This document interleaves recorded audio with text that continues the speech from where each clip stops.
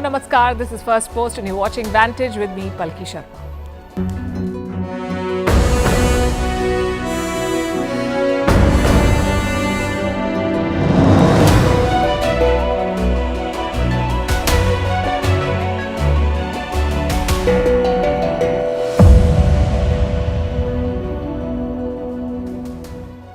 We've been discussing a possibility for weeks now. Will Prime Minister Modi and President Xi meet on the sidelines of the BRICS Summit to discuss the India-China border?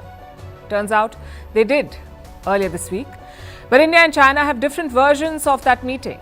Also, they can't seem to agree on who asked for it, who asked for the meeting, and what is the takeaway.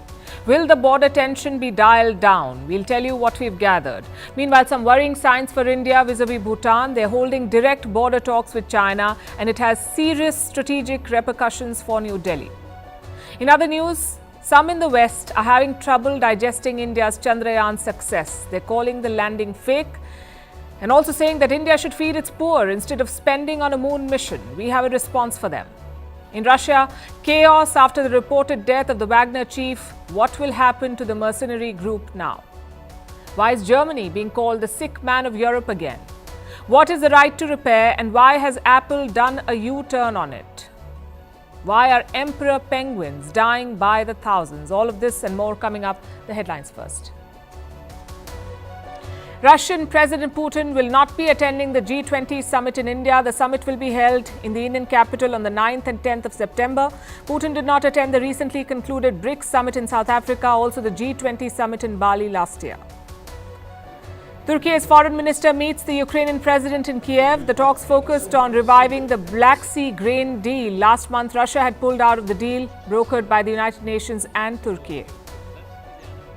Taiwan's vice president vows unwavering support for status quo with China, emphasizing its position as a sovereign nation. Lai Ching-te is a presidential frontrunner for the 2024 election. The remarks come amid rising tensions with China. Beijing has long claimed the island as its territory. Donald Trump surrenders in Atlanta. He is the first former US president to have a mugshot. He was released on bail, a bail bond of $200,000. Trump is facing charges of plotting to overturn Georgia's 2020 election result. Denmark will ban Quran burnings. Desecrations of the Islamic holy book in the country have angered the Muslim world. Copenhagen cites national security as the main reason behind the ban. The legislation will also apply to the Bible and the Torah. And guess who is coming to India? After Messi enthralled fans in Kolkata, it's Neymar's turn to play his first match in Pune. His club Al Hilal and India's Mumbai City FC are drawn in the same group. This is at the Asian Champions League, which begins in September.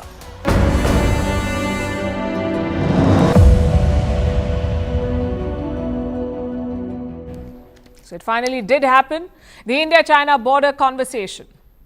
They'll expedite their efforts to disengage. Speculation has been on for about a week now, and a bold hope for truce before the G20 summit next month. As Prime Minister Modi left for the BRICS Summit in Johannesburg, there was talk of a possible meeting between him and Xi Jinping. They did meet, not in a formal bilateral format, but they spoke informally on the sidelines, we're told. And this, we understand, happened on Wednesday, the first day of the BRICS Summit in South Africa. And yesterday, Prime Minister Modi and President Xi were seen speaking to each other again. This was the moment. We showed you these pictures. Now let's dive into the specifics. Is a complete withdrawal on the cards? It's hard to say at this point. We know that they've been engaging at multiple levels. Military commanders have been talking. Their focus is disengagement from two friction areas, Demchok and Depsang. Now, the same conversation was taken up at the leadership level in South Africa between Prime Minister Modi and President Xi. They're said to have reached a verbal agreement. Reports say they've told their respective teams to fast-track the negotiation. There is no timeline for a complete withdrawal, though. But there is precedent. We've seen this sequence play out in 2017 as well. That's when India and China were locked in another standoff in Doklam on the eastern side of the border. This is between China and Bhutan. Both countries claim Doklam. India backs Bhutan's claims. In 2017, China tried to build a road in this area and India rushed its troops to stop the Chinese. There was a standoff. At that time, Modi and Xi had met in Hamburg. Germany was hosting the G20 summit that year in Hamburg.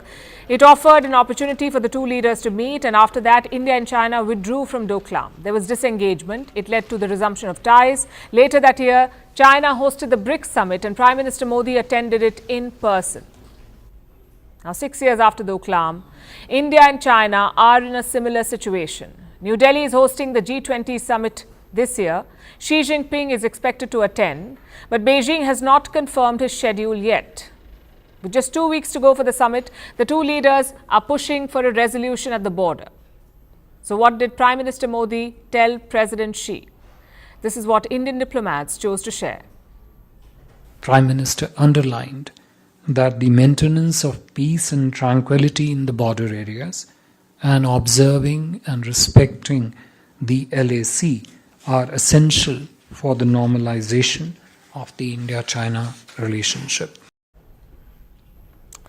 So India remains firm in its position. China must respect the line of actual control. There must be peace at the border. Without that, India and China cannot return to normalcy. That's what Prime Minister Modi conveyed to Xi Jinping. And what was China's response? Beijing released a statement today, described the talks as quote-unquote candid and in-depth, which is a curious choice of words. It suggests that the discussion was substantive. But this is not what Indian diplomats are indicating. They describe the meeting as a mere conversation, an unstructured exchange. But China has shared a completely different version. Their statement also makes a claim. It says it was India that made a formal request for the meeting. Now, India has denied this. New Delhi says there was no bilateral meeting. The leaders met informally on the sidelines. And it was in fact China that had earlier made a request for a bilateral. That's what New Delhi is saying. So who asked for the meeting? And what was the nature of the meeting? If they can't agree on something as small as this, can they really resolve the border issue? Well, we can only hope. Now, the Chinese statement does raise some questions. Let's take a closer look again. What does it say about the border standoff?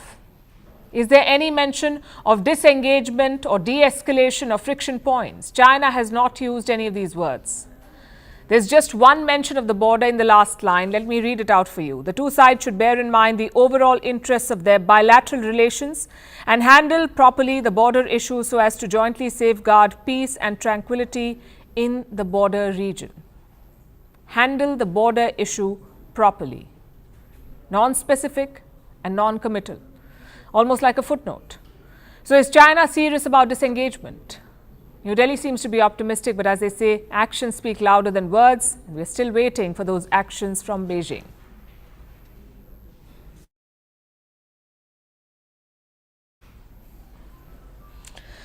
You see, the border issue is not just about troop deployment. It's also about China's coercive tactics, the salami slicing of territory, the PLA's psychological warfare. We just told you about Doklam and how China tried to take it. In 2017, their designs failed, but they've not given up. In fact, China has changed its approach and it's working on Bhutan now. This week, there was a meeting in Beijing. China and Bhutan have created a technical team and it's been given an important task, the delimitation of the China-Bhutan boundary. Now, this technical team, it met for the first time this week. And what was the outcome of the meeting? An important decision. China and Bhutan will hold boundary talks. This will be a first since 2016. It hasn't happened in the last 7 years. And why is it significant? Because this could have direct and deep repercussions for India. Time for a backstory.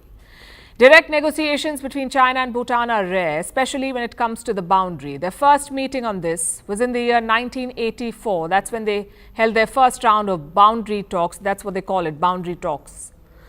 So far, they've had 24 rounds of these talks. The last one happened in 2016. They did not speak after that. 1 year later, there was a standoff in Doklam. It further ruled out any scope for negotiation.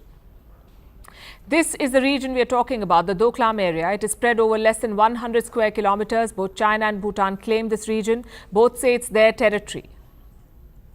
And this is critical for India. It's strategically very, very important for India. There is a tri-junction at Doklam, a point where the borders of India, China and Bhutan meet. That is a tri-junction. And the 2017 standoff happened at this very same tri-junction. Look at the location of the tri-junction. It overlooks a small sector, an area called the Chicken's Neck. This is India's only link to the northeast, the Chicken's Neck. So securing the Chicken's Neck is very important to retaining a land link to the northeast. And that's why India is wary of Chinese presence here. If China takes control of Doklam, it gets a vantage point. It can potentially cut off India's access to the northeast. So in 2017, when China tried to take Doklam, India resisted. It stepped up for Bhutan. India sent its troops to Doklam. They pushed back the PLA. There was a standoff. The Chinese eventually moved back, but they never gave up their plans. They maintained pressure on Bhutan, and over the years, they've built on their claims. China now claims a much bigger territory of Bhutan. Earlier, it was just Doklam, but now China also claims an area called Beul Khen Pajong. This is in the north. And this is a sacred Buddhist area. Also, the Sakteng Wildlife Sanctuary. Earlier, the sanctuary was not on Beijing's list of demands, but in 2020, it appeared as part of the territories China claims.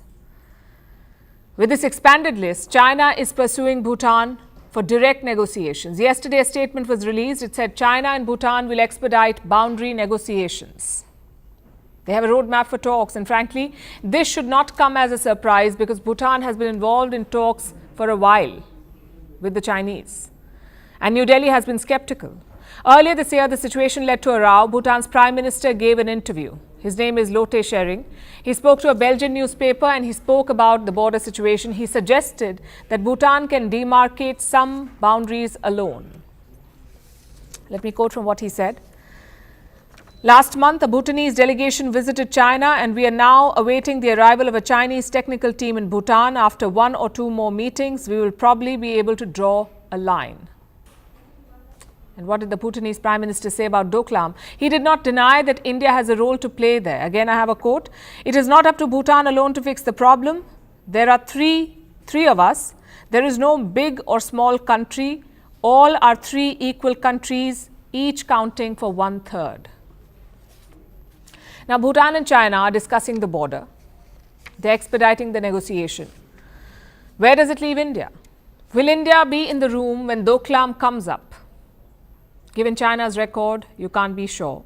Their intentions are questionable. By claiming sacred Buddhist areas, Beijing is attacking at the heart of Bhutan's culture and identity. This dialogue is not about solving the border issue. It is about legitimizing China's sweeping claims on Bhutan's territories.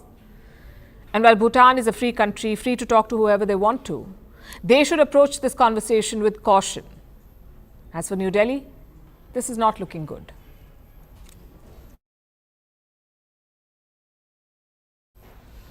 And now let's turn our attention to Russia. The big story is still Wagner, the mercenary group. Their chief, Yevgeny Prigozhin, is believed to be dead.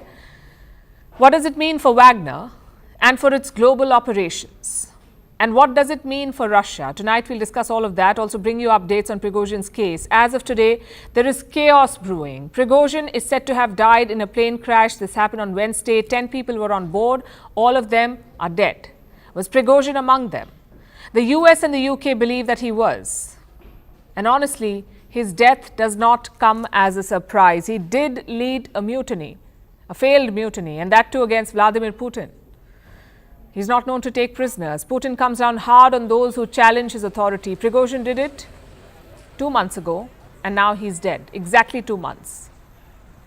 Too dramatic to be a coincidence. The West is publicly pointing fingers at Vladimir Putin. Others are whispering in private. There are rumors of a Russian missile attack, an S-300 missile bringing Prigozhin's plane down, or a bomb being smuggled onto the plane in a wine crate. All sorts of stories. We have no confirmation on how the plane crashed. And the Kremlin has denied any involvement. Yesterday, Putin offered his condolences. He said the contributions of the Wagner group will not be forgotten. As for the aviation tragedy, first of all, I want to express my sincerest condolences to the families of all the victims. It is always a tragedy. Indeed, if there were and the primary data indicates that there were employees of the Wagner PMC, I would want to note that these people made a significant contribution to our common cause of fighting the neo-Nazi regime in Ukraine. We remember this, we know it, and we will not forget it. It's not just Wagner contributions in Ukraine. Putin acknowledged the group's role in Africa too and how Prigozhin set up a successful empire there. He was a talented person, a talented businessman. He worked not only in our country and worked with results, but also abroad in Africa, in particular. He was involved in oil, gas, precious metals and stones there. Was Putin's message a bit to calm things down, a way to placate the Wagner group and its supporters? Because there has been an outpouring of grief. Memorials have been set up in various Russian cities. People have been paying their respects, and they're doing this for a man who challenged the Russian state, for a man who marched almost to the gates of Moscow. Prigozhin has public sympathy in Russia. There's also anger over his death. Some Wagner fighters have sworn vengeance.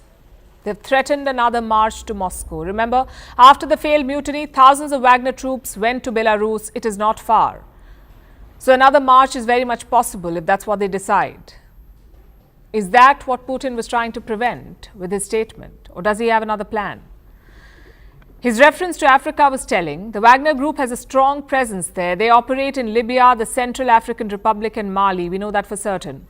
It seems there were plans for an expansion.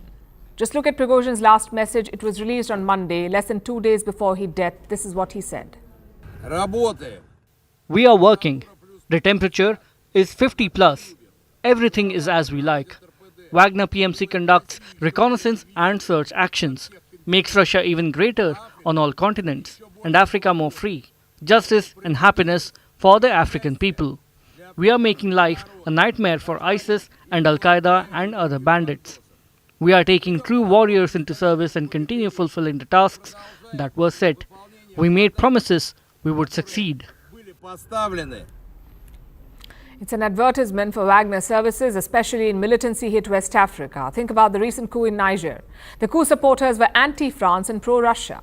And in Africa, Russia means Wagner. But the people in Niger do not think too much will change. The death of Wagner's boss is a great loss for us, a great loss. But we must believe he will soon be replaced in order to ensure the continuity of the group's activities. Wagner has been Russia's long arm in Africa, a way for them to expand their footprint. It propped up the regimes in Mali and the Central African Republic. It's been fighting on the side of rebels in Libya. On Tuesday, a senior Russian defense official visited Libya. He said Wagner troops would report to a new commander. Now, this was 1 day after Prigozhin's video came out and 1 day before he was killed. So Russia was assuring Libyan rebels that Wagner operations would go on as usual. In the Central African Republic, the Kremlin signed a deal with the government. So the plan is that Prigozhin's death should not change very much. Commanders can change, but the deal with Moscow will continue. I don't think there will be any real impact on what's happening in the Central African Republic. We know that President Vladimir Putin initially brought Wagner here, which was denied. And now everyone knows that Wagner is here. Wagner is the security aspect with their instructors, who are in fact mercenaries. But there's also the commercial, economic Wagner, who traffics in gold, diamonds, timber, and all sorts of other things, but also trades through Russian beer. He mentioned the economic Wagner. Putin too spoke about it, about Prigozhin's successful business empire. You see, Wagner Group isn't just about mercenaries. They operate mines and logging companies in Africa. They get a part of the profits for protecting oil fields in Syria. Wagner is like a diverse multinational company. And that will be one of its biggest challenges now. Prigozhin is dead, along with his core team. They're the ones who control this vast business empire. It will not be easy to replace them.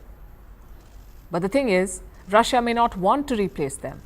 They wouldn't want to create another powerful person like Prigozhin. Instead, they would want to break up Wagner into different smaller businesses and perhaps have some of them absorbed by other firms. After all, Wagner is not Russia's only private mercenary group. There are others like Redut and Convoy.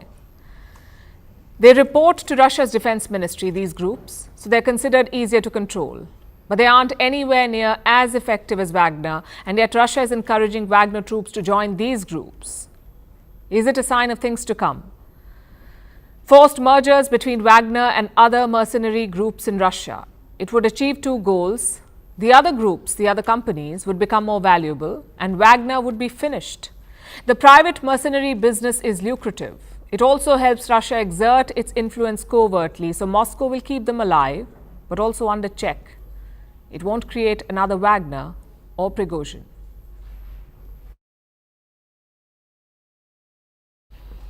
Let's start our next story with a cartoon. It's from the New York Times. It shows two men sitting inside a room. It's called the Elite Space Club. One of them is reading a newspaper. The headline says, India's Mars mission. It is shown as a man with a cow. India is shown as a man with a cow knocking on the door. I'm sure you'll agree that this is racist and in very poor taste. I'm sure you've seen the cartoon before, including on this show. We've been asking for an updated version. Will the New York Times publish something that is more in tune with reality? We're not holding our breath for a response because the West is back to playing its old games, discrediting India's achievements and questioning India's motives. Let me lay out the facts first. Chandrayaan-3 is an Indian mission in space. It is the world's first to land on the moon's south pole. This is a fact. As we speak, the Pragyan rover is out exploring, looking for traces of water. This too is a fact. Also a matter of pride for India, a big achievement for science and a gift to the world. But how have they responded? With skepticism, condescension, and their trademark hypocrisy. Listen to this. As they spend their money on space probes, as they spend their money on the military, they spend their money on nuclear weapons, still half of the country lives below the poverty line. But the biggest injustice of all... That was Nigel Farage, the man who heralded Brexit, a politician known for his scandals and his hypocrisy. He says India is wasting money on space missions. Why? Because half of its population lives in poverty. The racism is shining through. Also the utter disconnect with reality. We are happy to share some facts with Mr. Farage. It may have slipped his notice that India is the world's 5th largest economy. It is in fact ahead of his country, the United Kingdom. But it seems he can't get rid of his colonial mindset. I mean, how can poor India have aspirations? How can a former colony reach the moon before the so-called Great Britain? And since he's so keen on discussing priorities, we have a question for him. Why does Britain keep paying for the royal family? Their citizens cannot afford their electricity bills. Maybe help them instead of paying for the king and his retinue. Let me show you another bizarre comment. This is from a man called Patrick Christie's. He calls himself a journalist, and this is what he said. Congratulate India on landing on the dark side of the moon. I would also like to now invite India to return the £2.3 billion foreign aid money that we sent them between 2016 and 2021. We're also set to give them £57 million next year. But I think the British taxpayer should keep hold of that, don't you? We should not be giving money to countries with a space programme. As a rule, if you can afford to fire a rocket at the dark side of the moon, you shouldn't be coming to us with your hand out. You heard him. If you can afford to fire a rocket, you shouldn't be coming to us with your hand out for foreign aid. Those were his words. But is India going to the UK for foreign aid? Let's have the answer from their own Foreign Office. This is what they said, and I'm quoting. Since 2015, the UK has given no financial aid to the government of India. Most of our funding now is focused on business investments, which help create new markets and jobs for the UK as well as India. This is what their Foreign Office has said. Christie's also mentioned a figure, £2.3 billion. What about that? It's from a report by the UK aid spending watchdog ICAI, and Patrick Christie's clearly did not read the whole report, but we did it for him. The figure is not foreign aid. It includes investments and revenue through multilateral channels. The same report notes that this aid is a tool of UK foreign policy, basically a way to stay in New Delhi's good books. Also, no one is begging for it. But who will explain that to the West? In their mind, this is still the Raj. And these are comments that would have made Churchill happy. But we are happy to burst their bubble. This is the 21st century. India is a global power, not a former impoverished colony. In 2011, then Finance Minister of India, Pranab Mukherjee, told the UK that India does not need its aid. And London admitted that the aid had no impact on India's development. Now, India has landed on the moon, and British influencers say, return our aid money. If you're going down that road, let's start with reparations. Let's start with the colonial loot. Return that money first. And we have the bill. Some $45 trillion. That's what Britain looted from India between 1765 and 1938. And this is just an estimate. The actual figure could be much higher. But even this 45 trillion is about 15 times Britain's GDP. How about London returns this money first? Instead of discrediting India's achievement with juvenile conspiracy theories, look at this one now. It says, India faked the moon landing. What do you even say to this? I don't have a rebuttal, just this video. It shows the Pragyan rover rolling out of the lander, moving on the surface of the moon, leaving India's mark literally and creating history. We know all of this. We don't need validation from the West or cartoons from their press. But we must set the record straight. We need to take control of our stories, we say, else we'll be held hostage to narratives created by others. We'll be trapped in their version of our truth.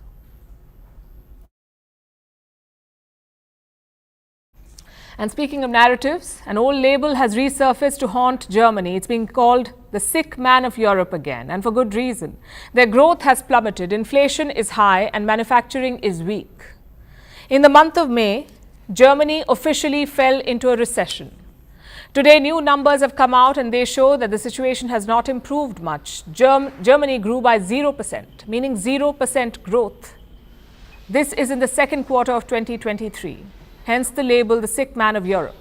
Germany was called the sick man last in 1998 for completely different reasons though.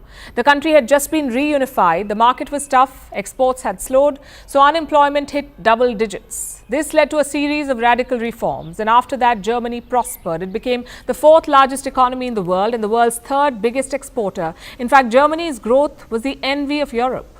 German exports were world renowned, from Adidas shoes to cars like BMW. Germany made a reputation for itself as a hub for world-class production. Then why are they struggling now? Well, Germany now is suffering from a very different sickness. Broadly, the German economy has two pillars of growth, industries and exports. Both have a major impact on their economy, and as we speak, both these sectors are showing weakness. Let's go through this one by one. Starting with German industries, they're producing fewer goods. In the month of May this year, production fell. Germany is known for its cars more than anything else. The auto industry accounts for 5% of their economy. New car registrations fell by over 10%. So fewer cars are being sold. The next month, the month of June, did not bring any good news. Germany's total industrial output fell further. Experts were predicting a 0.5% decline, 0.5% decline. That was a prediction. But how much was the actual fall? 1.5%. So 3 times more. Again, the reasons were the same. Fewer new orders and sluggish output. Then why are they struggling now? Germany is suffering, like I said, from a very different sickness, and the government is working on fixing this. It is an exporting powerhouse, but the numbers have plummeted. And all key markets, in fact, bought fewer German goods. German exports to the EU, for instance, fell by over 6%. The United States more than 10%, China 9.3%. And this is in line with a global trend. There is a slowdown around the world. There is a general dip in demand. And Germany finds itself at the receiving end here. So what has been Berlin's response? Initially, they tried to play down the crisis. In the month of May, Chancellor Olaf Scholz appeared before the press. He looked confident. The Chancellor assured that Germany has done enough to avoid a downturn. The German economy's prospects are very good. We are solving the challenges we face. What you notice is that there is a lot of investment going on in Germany in terms of battery factories, chip factories, which is increasing considerably, and therefore we can be very confident. So what we're seeing is a stronger slowdown in Germany, for instance, and some more resilience in some of the southern countries, Italy and Spain among them. Now, we know it did not turn out that way. The International Monetary Fund gave its verdict in July, declared Germany will be the only G7 economy to shrink. And that trend may be here to stay. According to the IMF, German growth will be slower than the United States, Britain, France and Spain over the next 5 years. One of the reasons for that is protectionism. Countries across the world are adopting protectionist policies, meaning they're supporting domestic players over global competition. So policies are designed to help companies at home. That is protectionism. The US and China are the biggest export markets for Germany. They're stepping up their domestic investments. They're pushing companies to create more jobs at home. This will have an adverse impact on the German economy. Exports make up 50% of their economy. This includes goods and services. So can Berlin survive the impact of the slowdown? It's going to be tough. Germany has not made enough investments at home to cushion the blow. Perhaps it's time for another set of reforms. This sickness needs surgery. Antibiotics will not be enough.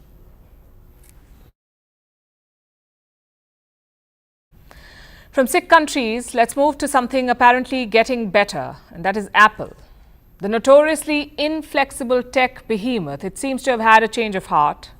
You can now finally start repairing your iPhones. You won't have to keep replacing your MacBooks every so often.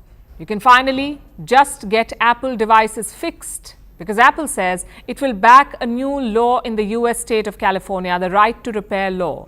After years of stiff resistance, Apple is making a U-turn. It will finally allow people to repair Apple devices. And we're talking about normal people, not just the Apple employees in their secure facilities. Like we said, Apple has been fighting to keep its repair process exclusive for years. It has tried to hold on to the repair monopoly, which is why repairs are so expensive for Apple products and why sometimes it seems cheaper to just get the latest model. The repair monopoly helps Apple with revenues. It also ends up polluting the planet more by encouraging e-waste. So this move by Apple is a green one and it set the ball rolling for a more sustainable future. Here's our report. There are a lot of human rights. The right to life, work and dignity, even education and free movement. But have you heard about the right to repair? You may not have, because it's not exactly a right yet. It's still just a law about to be passed in some states in the US. But the California right to repair just got a shot in the arm because it has a powerful new backer, the tech giant Apple. What's more, Apple is a convert. It has made a U-turn on its stance.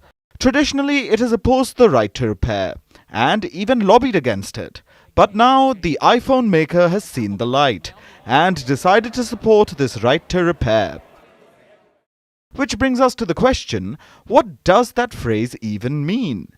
We'll explain with an example. What happens when something breaks in your house? A minor break, like a chair screw falling out, or a small tear in your sofa cushion. Would you just throw it out? Or get the maker of the chair to put the screw back in? Or do you think you'd just do it yourself? Most likely fix it yourself, right? And usually, there's nothing stopping you. After all, you own the chair, sofa, or anything else in your house.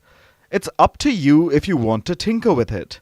What about a bigger problem? Like a problem with your fridge or microwave. If your warranty was over, wouldn't you still call someone to fix it? Not necessarily someone from the company, just a regular electrician. Again, it's your product and you should be able to get it fixed.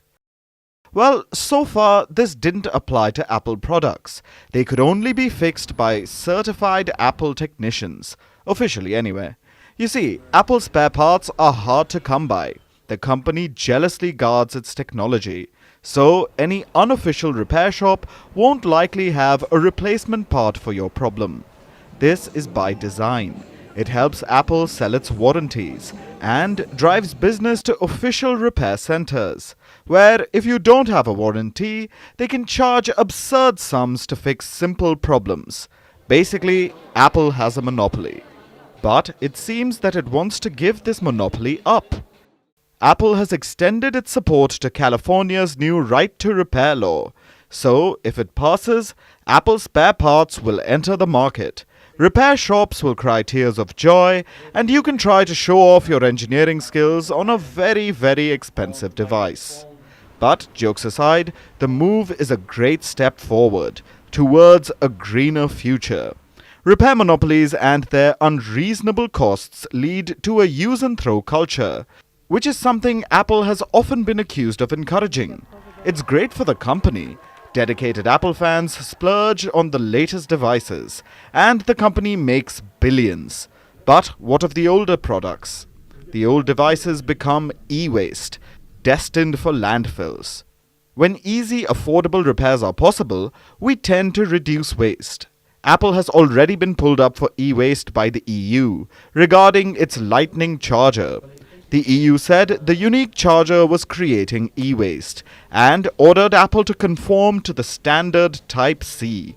It's why the next iPhone can be charged with any standard charger, not just a fancy, sleek, white monopoly piece. The fight against e-waste has just begun.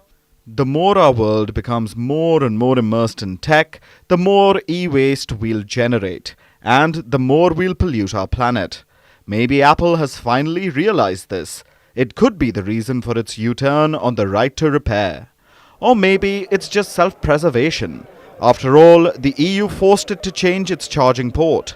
Maybe Apple thinks it needs to play ball to avoid another rap on the knuckles.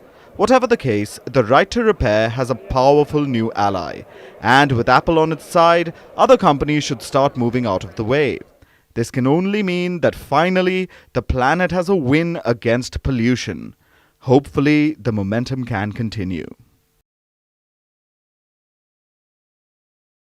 And talking about repair brings us to our next story. The Spanish football has a lot of it to do. It seems quite strange because they should be riding the high of winning the Women's World Cup last Sunday. This is their maiden title. But the good that 11 female players did on the field was spoilt by one man off it. And he isn't your average Joe. He's this man, Luis Rubialis. He's the president of Spain's Football Federation. The 46-year-old courted controversy, to put it mildly, just moments after Spain made history. He was on stage for the prize distribution ceremony, and here's what he did. Rubialis kissed Spain's Jennifer Hermoso on the lips. Take a look. First came what looked like a really aggressive hug. I'm not a body language expert, but this seems pretty obvious. Then came the infamous kiss out of nowhere. The 33-year-old Hermoso's first reaction was to say that she felt, quote-unquote, uncomfortable, and who wouldn't? And you know what Rubiales' first reaction was? Predictably, he dismissed it. He called it a small gesture of affection that was being blown out of proportion. People were demanding an apology. What they got instead was an untenable justification. You know what they say? Offense is the best form of defense. It used to be a sporting rule. Now it seems to be a playbook of sexual predators. And remember, this was a tent-pole event. The eyes of the world were on this stage. Rubiales was standing next to the Spanish queen and her teenage daughter. Yet he felt entitled enough to do what he did. Now, amid calls for his resignation and under investigation by FIFA, this is how he has responded. I will not resign. I will not resign. I will not resign. I will not resign. I will not resign.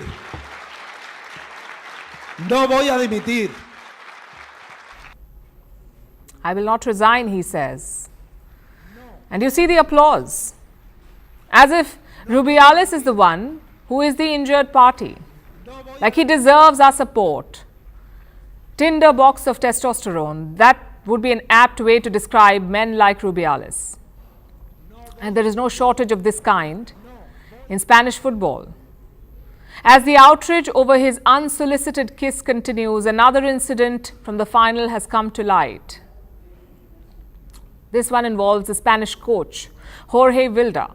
He appeared to be touching a female staff member inappropriately. Even before this, he was not a popular figure in the team. Last year, 15 players had written to the Football Association, their governing body. They threatened to not play for the national team unless Wilda was sacked. They said he was damaging their mental health. And here's how. The coach reportedly forced the players to keep their hotel rooms open till midnight. How would that help them play better? Your guess is as good as mine. This culture of harassment at the workplace is all pervasive. In sports, as in life, ask any woman. This is not an isolated incident, only the most recent one. Now, before you declare me guilty of feminist theorizing, just like Rubialis blasted what he calls false feminism, listen to this. First, let's dim the gaslight. You can say, why don't the abused speak up? Many have questioned why Hermoso did not object right then and there. I can hazard a guess. Practically all women have been told sometime in their life to not be troublemakers. Don't create a scene, just put your head down and play ball. Stay out of trouble even if you did not invite it. If you dare to speak up, you risk it all. This silence further emboldens the predators. Like I said before, the Spanish Football Federation president or coach are not outliers. Sexual harassment under the guise of mentorship is not new in sports. In 2021, players of the Venezuelan national football team accused a former coach of sexual harassment. 18% of women in football have suffered sexual harassment at work. That's the finding from a survey done this year. And it's not just football. Remember Larry Nassar. He was at the center of the biggest sex abuse scandal in sporting history. He was the US gymnastics national team doctor. His victims were mostly impressionable minors. His abuse continued for well over a decade, all under the pretense of a medical treatment. More than 300 women accused him of abusing them. And this includes star Olympian Simone Biles. America's most celebrated gymnast said, while the abuse is over, the trauma endures. That is the burden the survivors carry, a scar for life. And what happens to the abusers? Most of them get away with it. Some suffer reputational damage, and very few, like Nassar, are brought to justice.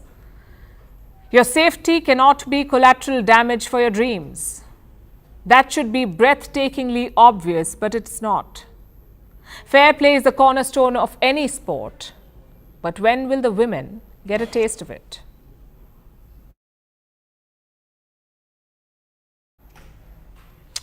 After a story on Spain's football chief being iced out, let's talk about real ice. It is changing all over the planet, be it monstrous glaciers or massive frozen seawater. All of it is vanishing thanks to global warming. Snows of Mount Kilimanjaro have melted over 80% since 1912. Many Himalayan glaciers could disappear by 2035. By 2030, practically all of the Arctic's floating sea ice could melt. What about the Antarctic? Its sea ice shrank to a record low this year, following a record low the year before. And this is what followed. Last year, 10,000 emperor penguin chicks died. 4 penguin colonies saw complete loss of their babies. They either drowned or froze to death as the Antarctic sea ice gave way under their tiny feet. Our next report tells you more. They say a picture is worth 1,000 words, and they're probably right. Look at these satellite images. They show certain regions of the Antarctic over the span of just 3 months, between October and December last year. The sea ice in that area is usually stable, but in these images you can see it break and melt into the water. Remember, this is within a period of only 3 months. If this is disheartening, you may want to listen to what happened next. These pictures are from regions that are breeding grounds for emperor penguins. These adorable furry creatures, they are quite special. Emperor penguins are the tallest and heaviest of penguins. They had given birth to chicks on the sea ice, but as you saw, the sea ice has been melting. So ice eroded from under the feet of tiny chicks. They had not yet grown their waterproof feathers. These feathers are what keep the adult penguins alive. Because of this, many chicks drowned. Others froze to death. So if it breaks up earlier than early December, the chicks will actually fall into the sea and they will drown. If they manage to scramble out of the sea, their plumage will be wetted. and they'll die of hypothermia. Not 10, not 100, but 10,000 penguin babies died because of melting ice. This is catastrophic, to say the least. Nothing like this has ever been seen before. The regions had 5 emperor penguin colonies. All but one saw 100% loss of chicks. Why did they perish? Take a wild guess. Thanks to global warming, which is melting ice across the world, be it on glaciers, mountaintops, or on oceans. Ice is disappearing, and the Antarctic is unfortunately no stranger to this norm.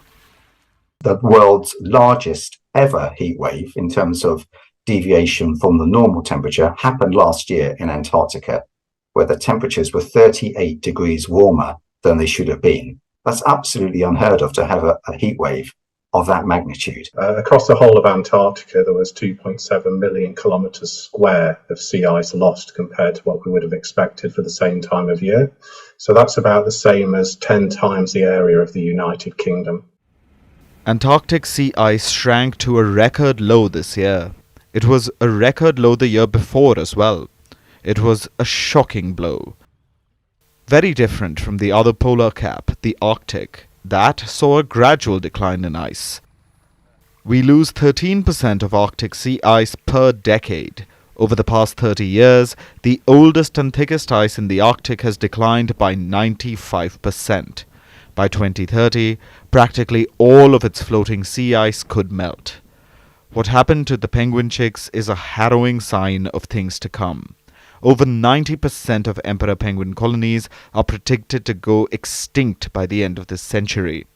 Polar bears, walruses, Arctic foxes, snowy owls, reindeers, and many other species will perish. But it isn't just the animals who are in danger. So are humans. Just as we are part of the problem, we must face the music too. Global sea levels are rising. Coastal communities are under direct threat. Calamities are getting worse and more frequent. Food insecurity is increasing. Millions are at risk of being displaced. All in all, our ecosystem will be completely disrupted because sea ice is melting. We will say what we always do. If only we had $1 for every time we said this, but here goes. If countries achieve the International Paris Agreement goals, if they limit global warming to under 2 degrees, the sea ice may recover. If it gets cold enough, the sea ice will reform. Now, unless we want to see a lot more of these things happening in the future, we've really got to get on with decarbonising. That won't solve the problem, right? There will be adaptation that's absolutely needed. But if you're looking for an additional reason to decarbonise, as if we needed one, an additional reason to decarbonise was look what's happening to Antarctica. Look what we are doing to the Antarctic continent. We need to decarbonise. We will all be better for it. So will the emperor penguins.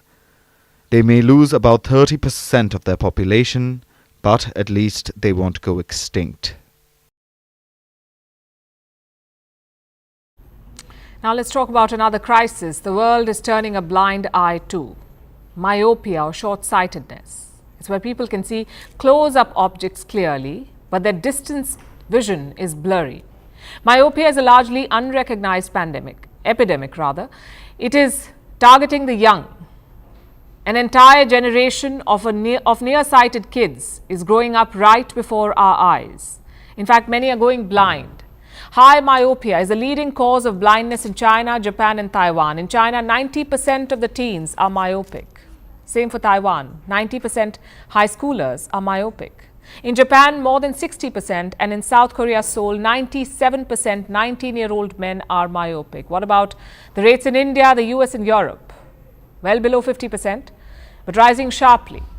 In fact, by 2050, half of the world population could be wearing glasses. Why is this happening and what can we do to fix it? Our next report tells you. The world is myopic about a number of things. Climate change, wealth gap, gender parity, you name it. Before we call it a day, let's add another issue to that list. We're talking about myopia itself. The world seems to lack foresight. It can't see the epidemic of myopia that's brewing right before everyone's eyes. What's worse, it's targeting the young. Kids, teens, young adults. You pick the age group and chances are you'll see the young under threat from myopia. A disease they didn't see coming and a disease that's making many go blind. First, let's talk about the basics. What is myopia? It refers to short-sightedness. It's an eye disorder. People with myopia can clearly see close-up objects. For example, they can read a book. Wait, let's be real. They can watch a reel on their phone without facing a problem. But their distance vision is blurry, meaning they can't see the blackboard or recognize faces of people standing at a distance. And this isn't ideal, even for the antisocial. So myopic people usually wear glasses or contact lenses to correct their vision. After all, not everyone can be Spider-Man. Over the past few years, there has been an explosion of myopia in Asia. In China, 90% of teenagers and young adults are myopic. In the 1950s, that figure was 10%. In South Korea's Seoul, 96.5% of 19-year-old males are short-sighted. Singapore has a myopia rate of about 80% in young adults. In Taiwan, 90% of high schoolers are myopic. And in Japan, over 62%. Around the 1950s, that number was just 11%. In other parts of the world, these numbers are relatively lower. In the US and the UK, myopia rates are below 50%. But even if these numbers sound better than those in Asia, it's not cause for happiness. They all saw a sharp rise in just the past few decades, much like the Asian outlier, India. It's another example of this phenomenon.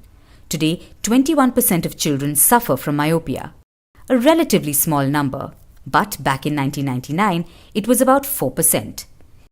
In fact, numbers are increasing so sharply all over the world, doctors estimate that by 2050, half of the world will be wearing glasses. The problem is already getting out of hand. High myopia has become the leading cause of blindness in Japan, China, and Taiwan.